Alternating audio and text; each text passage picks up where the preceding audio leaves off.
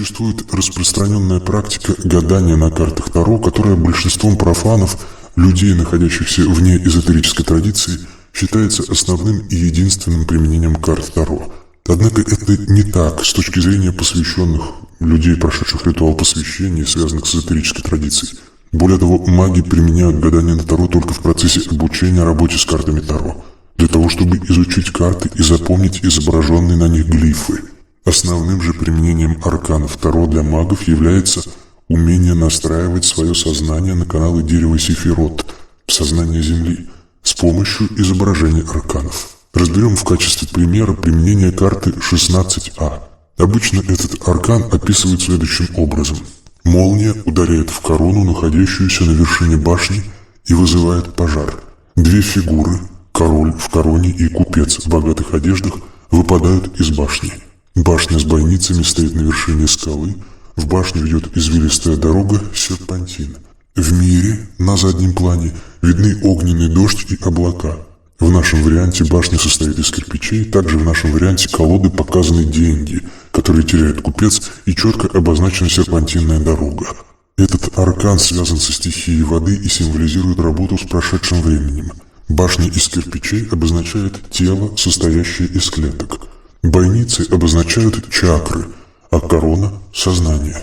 Король символизирует личность, а купец – тело. Дорога со множеством поворотов символизирует череду перерождений, а молния – принцип кармы и возврата кармических долгов.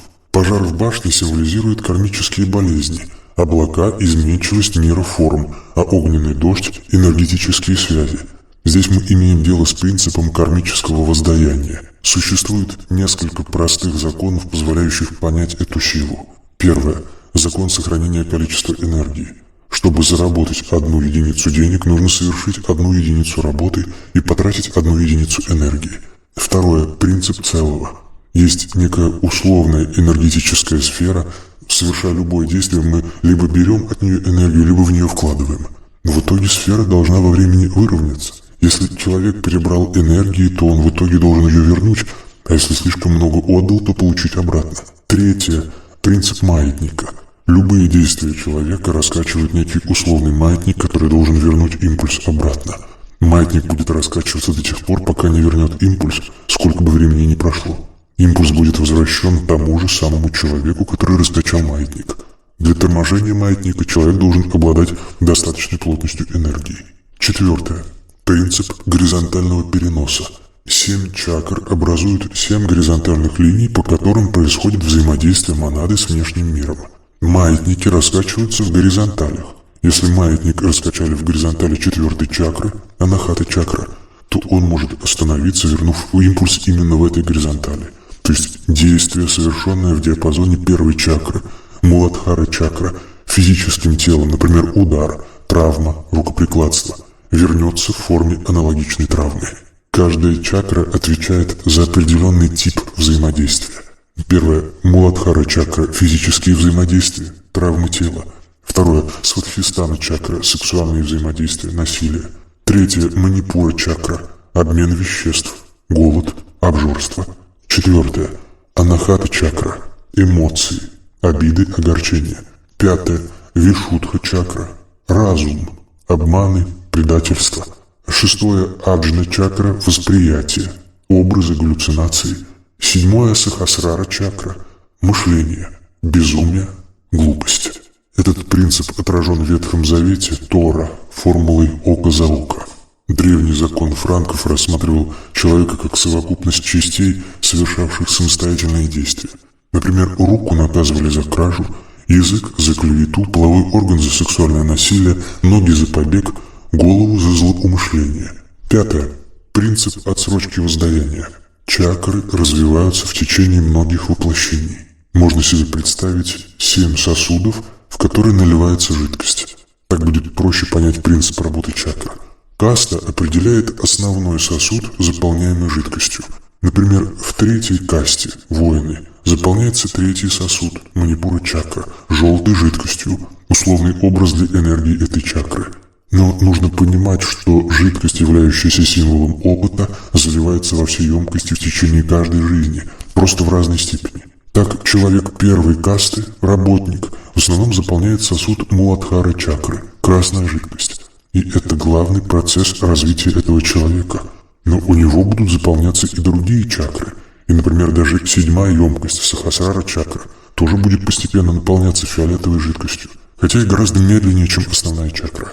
Чтобы остановить качающийся маятник в сосуде, чакре, должно быть накоплено необходимое количество жидкости и энергии. Чем выше энергия качающегося маятника, то есть количество энергии, вложенной в действие, раскачавшее маятник, тем больше должно быть накоплено энергии в сосуде, чакре, в частном диапазоне, который произошло взаимодействие. Действие, совершенное в начале и раскачавшее маятник, могло произойти много воплощений назад, а необходимое для торможения маятника количество энергии накоплено только сейчас. Тогда возврат кармического долга, связанного именно с этим маятником, произойдет сейчас. Таким образом, карма представляет собой некий системный механизм, отображающий действие закона сохранения энергии. Если рассмотреть глифы аркана 16, то можно истолковать их следующим образом. Башня с бойницами, окнами – это тело человека и его чакры. Молния символизирует маятник, возвращающий импульс энергии. Корона обозначает разум, сознание. Пожар в башне – энергию, полученную назад из системы, мира. Фигура царя, падающего вниз, обозначает монаду, получившую удар извне, из системы. Фигура падающего купца, теряющего деньги, обозначает ущерб, нанесенный телу человека в процессе возврата импульса. Скала со спиральной дорогой, на которой стоит башня, символизирует предшествующее воплощение данной личности. Рассмотрим, каким образом чтение глифов аркана 16 связано с применением магии. Здесь надо сказать следующее. Первое. Магия – это результат работы сознания человека. Второе. Процесс мышления – результат работы сознания. Третье. Можно предположить, что существуют конкретные мыслеформы, настраивающие сознание человека на взаимодействие с каналами дерева Сефирот. Такими мыслеформами и являются арканы Таро. Четвертое. Чтение текста арканов настраивает сознание мага на взаимодействие с деревом Сефирот, планетарным сознанием. Пятое. Текст арканов записан с помощью принципа, лежащего в основе священного иероглифического алфавита Древнего Египта. Шестое. Принцип ключей достаточно прост. Изображение частей тела обозначает определенные функции, присущие этим частям тела. Глаз – видеть, ухо – слышать, ноги – идти, рот – говорить. Седьмое. Таким образом, каждый аркан содержит описание физиологического, функционального состояния. И настроив себя по карте на нужное состояние, маг входит в зацепление с потоком внешней энергии. Карта 16А позволяет сознанию мага совершать работу в прошлом, воздействуя на причину событий. Результат такой работы сказывается на настоящем, производя изменения в текущем времени. Например, рассмотрим простудное заболевание. Человек заболел из-за того, что неправильно оделся и простыл. Он болен в настоящее время. А первичное событие существует лишь как воспоминание или след. Настроив сознание по карте 16А, мы входим в область памяти личности, где находится запись этого события, и изменяем ее. В новой версии реальности человек тепло оделся и не переохладился, не заболел и теперь здоров. Такой метод восстановления существует у технарей, работающих с компьютерами. Поскольку состояние программного обеспечения компьютера время от времени сохраняется, архивируется, то при программных сбоях, заболеваниях можно вернуться к сохраненному в определенной точке состоянию и восстановить программу.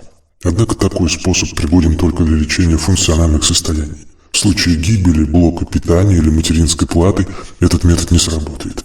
Если в прошлом произошло некоторое событие, которое привело человека, например, к инфаркту, разрыву ткани сердечной мышцы, переписывание этого исходного события не излечит инфаркт, так как в организме произошли необратимые изменения. Однако с помощью карты 12А можно войти в область памяти системы и, переписав в этой области события прошлого, создать альтернативную реальность, в которой инфаркт не происходит.